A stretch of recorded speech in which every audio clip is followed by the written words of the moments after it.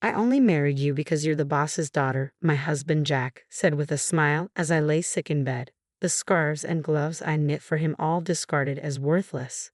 He outright expressed his disappointment in me, and I felt the need to hit him back with reality, to show him he was far wrong if he thought everything was going his way. Just thinking about his realization made me chuckle. My name is Chelsea Taylor, and I've been married to Jack for 5 years. Although we don't have any children, we've been living happily together.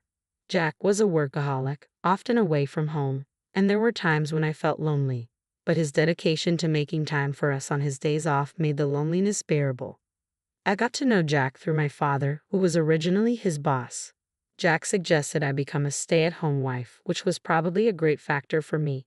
Thankfully, I had time for myself. So while supporting Jack, I got along with neighbors, started sewing, and worked out. I tried various things to fill my void, but what I particularly enjoyed was sewing and knitting. Every winter, I would give Jack scarves and gloves. Even though the first ones were poorly made, I got better every year, to the point where Jack said they were as good as the ones you get from a store. Hearing my husband's kind words, I became more fond of sewing. "Someday when we have a child, I want to sew together," I told Jack. He said, "Maybe I'll join in and learn when the time comes," and gave me a smile. Of course, I never cut corners in supporting my husband, doing housework, and prioritizing spending time together on his days off. Thanks to his high salary, I must have seemed to lead quite a privileged life from an outsider's perspective. I had no complaints about such a life, vaguely thinking that I would continue to live quietly with my kind husband and our future child. However, the first hint of a shadow over this peaceful living crept up about 2 years ago. I was waiting for Jack to come home as usual when I suddenly felt dizzy and fell. My husband, who had just returned from work, took me to the hospital. When I woke up, I found myself in a hospital bed. According to the conversation between Jack and the doctor, my symptoms weren't light and seemed to be something I'd have to deal with for life. Fortunately, it didn't mean an immediate threat to my life, but it could happen again. Under these circumstances, I was recommended to stay in the hospital until my body recovered somewhat fully. Seeing me anxious, Jack said, "Seems like you'll be hospitalized for a while, but it's all right. I'll come to see you whenever I have time off from work. So let's get through this together." With him holding my hand and saying these words, I felt my anxiety lessen.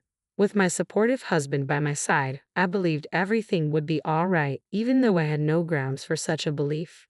Since then, Jack visited me almost daily, as he promised. He held my hand and asked me how I was doing. If I mentioned that my days at the hospital were boring, he would bring me my favorite sewing tools, and we would sew together and chat about trivial things that happened that day. Spending time teaching my clumsy husband how to sew was especially fun, and each time we did it, I was able to forget the boredom.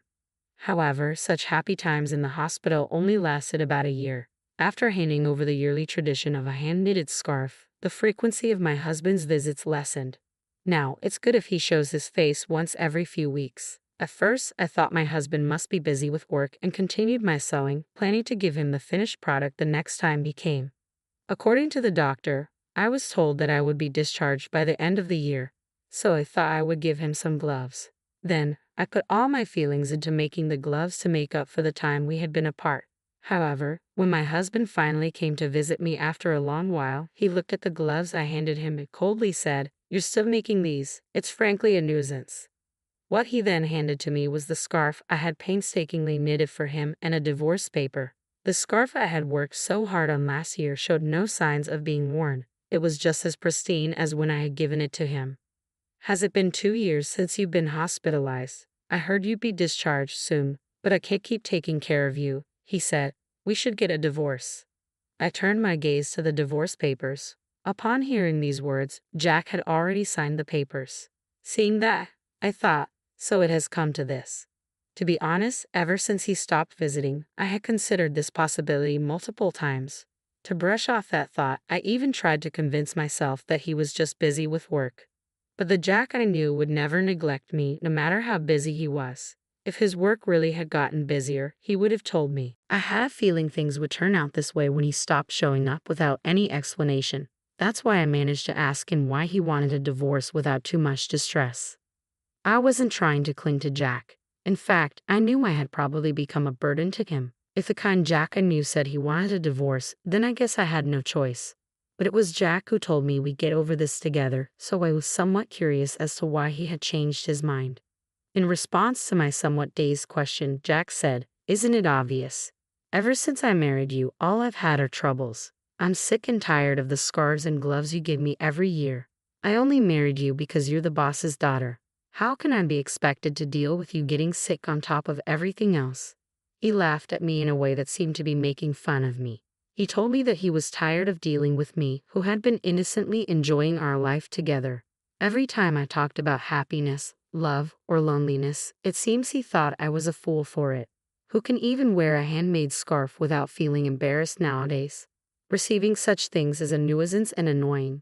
When I looked at Jack's neck as he was talking, I saw a high-end scarf that I didn't remember giving him. Certainly, when compared to the scarf I made, it was of superior quality, and there was no need to compare which was better. I wondered if he had never used any of the items I'd given him till now. He must have been irritated by them all along, and I just wasn't aware. After I was hospitalized, my father retired soon after and was no longer at the company. Hence Jack didn't have to be considerate towards me anymore. And if his wife was ill, it would provide a convenient excuse at work. Furthermore, for the first year, he made a show of visiting me in between his work. I could imagine my father, prior to his retirement, often speaking about this at work, portraying my husband as a good man who works hard while caring for his ill wife. It was obvious that he had established this persona and was well regarded by his colleagues. That was what he wanted, and it seems the value he saw in me was realized when I fell ill. When I voiced these thoughts, my husband looked surprised and confessed, "Well, it did make work easier. When I spoke about you, everyone was sympathetic and treated me nicely. If I worked a little overtime, I was praised for being diligent and responsible. If I wanted to take a break, all I had to say was my wife is, and that was it." He admitted this without any sign of remorse. He had skillfully used my situation to his advantage in ways I wasn't aware of. As for my name's up for the next promotion, I mean, they're all idiots, but I have to thank your illness for that, he continued. As I listened to him with my eyes downcast, I lifted my gaze after he finished talking. What I saw was an ugly grin, and the man I loved was nowhere to be found. I understood that this was his true nature. "Well, if I could be of help, that's good. We probably won't see each other again, so take care," I simply said, and handed back the divorce papers. He had no use for me after receiving them and quickly turned on his heel to leave. Thus our divorce was finalized, and I quietly wept. After some time, I was discharged from the hospital and returned home with my parents. When my father heard about what had happened, he raised his voice. "I never thought he would be that kind of guy," he said. But to me, it didn't matter anymore. I calmed my father down and told him that I wanted to move back to my parents' home. Once I finished tidying up the house, my parents were understanding and told me to do what made me happy. For now, I decided to live with my parents. Before that, though, I decided to visit the house. Where I had lived with my husband, however, a problem arose. The front door lock wasn't working. Confused, my parents and I looked at each other and decided to ring the doorbell, only to be greeted by a stranger. In my bewilderment, I asked him about the situation, and he said he had bought the house a little while ago. It seemed he had been living there for a few months already and appeared to be happily living with his wife and child. My parents' anger only grew with this revelation, but I chose not to disturb the new family. I bowed my head and quietly left. However, I couldn't just let things be, so I immediately contacted my husband. He casually responded on the phone, "Ah, yeah, I sold it while you were in the hospital. I'm keeping the sales money as compensation. It was my house to begin with, so you have no complaint, right?" I couldn't help but let out a sigh at his nonchalant words. I wish he could told me sooner. From what I gathered from the new owner, the house had been sold quite a while ago. My husband probably put it up for sale about a year ago, around the time he stopped showing up. Even if he intended to divorce me at that point, selling the house without any discussion was just outrageous. Our divorce had already been finalized with the submission of our signed divorce papers. However, since I was in the hospital, we had agreed to discuss compensation and asset division after my discharge. We had planned a meeting for next week, but my husband had taken action on his own, which was just unbelievable. What was even more troubling was that my husband didn't seem to think he had done anything wrong. That's why I told him calmly over the phone, "You really don't know anything, do you?" "Huh? What do you mean?" he asked, sounding puzzled. To which I responded, "I'll explain in detail next week," and then I hung up. I smiled at my worried parents and told my father I had a favor to ask. I shared my thoughts with him and asked him to prepare for what was to come. I see. I've got it all prepared, the necessary documents. The discussion is next week, so there's not much time. But we'll manage somehow, my father said, offering a slightly troubled smile. As a father, he probably feels some guilt for recommending my husband to me. His anger at my husband seemed to fuel him to do whatever he could. I thanked my father and waited for the day of our discussion. Imagining my husband's face at that time brought a smile to my face for the first time in a while. With my father's help, I prepared for the meeting. The place we chose for our discussion was at my family's home. My parents and I sat in a line, with my husband sitting alone across from us. Surely, he knew that my parents were angered by the divorce, but he didn't seem to care anymore. He probably thought there was no longer a need to be mindful of my parents. His composure was unshaken, even a hint of a smile was visible on his face. His demeanor was nothing short of insolent. I'm the victim here, however, and don't intend to demand too much alimony. The proceeds from the sale of the house will suffice, he said. His words conveyed a sense of magnanimity, as if he was making a compromise. Seeing his attitude, my father's face turned crimson, but I gently placed my hand on his, trying to calm him down. In this discussion, the one who would be at a disadvantage is not us, but my husband. Knowing this, there was no need for us to be unnecessarily upset. There's something important we need to discuss first. As I spoke, my father presented a document. It was a paper proving that the land on which my husband's sold house stood was owned by my father. Indeed, the house was in your name, there's no disputing that. However, the land on which the house stands is my father's property, and he still holds the title to it. That should be clear from this document, right? Upon hearing my words, my husband slightly furrowed his brow. So what? The house was mine regardless. No one has the right to complain. Do you think you can retaliate against me with that? He chuckled and sighed, as if he found the situation ridiculous. It's true that even if the land title was in my father's name, there's no problem with the sale of the house as long as the house is under my husband's name, I continued. My husband must have looked into this matter before selling the house, and indeed, there were no legal issues with his actions. However, this is only from a legal perspective. For the family that bought the house, this would create a significant issue. You sold the house, didn't you? But considering we have the rights to the land, my father can demand rent from the family living there. Won't that cause some trouble? I asked. The situation is different from what they were told. Neither my father nor I intend to take such a course of action.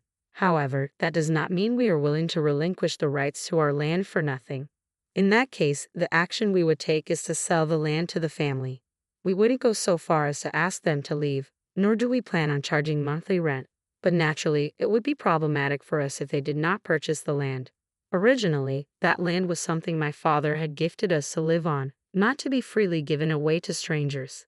And if that happens, I hear the family who bought the house could sue you because, as I said earlier, the deal was not as they had been told. Imagine the frustration they find, finally buying their dream house, only to learn the land is owned by someone else, and they now have more expenses. After obtaining the proof of my father's land ownership, we immediately went to that family. Once we explained the situation, they were understanding. They reasoned that if there's any trouble, it's the seller's responsibility. Therefore, if the negotiations here don't go well, they would end up suing my husband. Seeing my husband's face turn pale, I could tell he understood my point. He seemed to realize that no matter what, he would incur a significant amount of money due to his mistake. In a trembling voice, he asked, "What should I do then?" To this, I smiled and responded, "The family could purchase the land from us and consolidate the ownership. Then you make up for that amount. This would settle everything smoothly. In this scenario, the family won't have to unnecessarily sue my husband. If the family becomes the owners of both the house and land, all the current issues will be resolved." Of course, they weren't informed about the land price when they bought the house, so they will likely charge my husband for it. But that's not their family's problem. The issue would be that because the land is in a prime location, the cost of the land could be higher than the sale price of the house. Even if my husband gives up all his assets, it won't be enough. In the end, he won't have a penny left to his name. Or you could buy back the house, then pay for the land. Of course, you'd have to pay the family a relocation fee. In this case, both the land and house would return to my husband's possession. He could then sell them again, which could give him some money. However, considering the revocation fee, there's a low chance that my husband will end up with any money.